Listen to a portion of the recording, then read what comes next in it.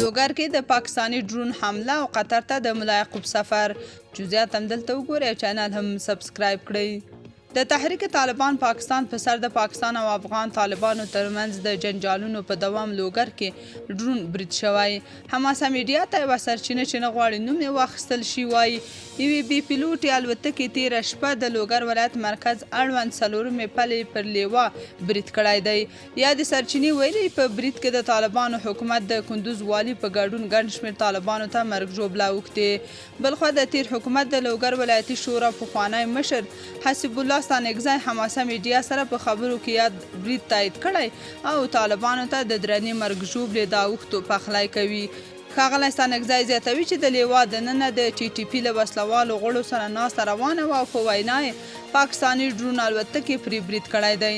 د طالبانو رسمي سرچینو تر اوسه د دې پیښې په اړه څه نه دي ویلي او پخوا یې هم په ورته بریدونو چوپتیا غوره کړې وه. بلخوا د طالبانو دفاع وزیر ملا یعقوب مجاهد او لوی درسیز فصیح الدین فطرت نن قطر ته ولاړل.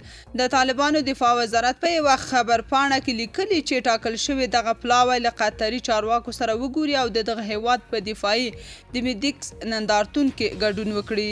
د وزارت د خبرپاڼې له مخې چې طالب چارواکي به د قطر له دفاعي چارواکو سره په دفاعي برخه کې د دوه اړخیزو همکاریو پر پیاوړتیا هم خبرې وکړي. په قطر کې دغه دفاعي ناسته او نندارتون به د مارچ میاشتې له 4مې پیل تر 6مې به دوام وکړي.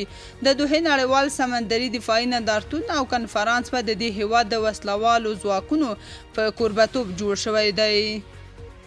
تاسو په دې اړه څه نظر لرئ؟ کومنټ کې شریک او چینل هم سبسکرایب کړئ.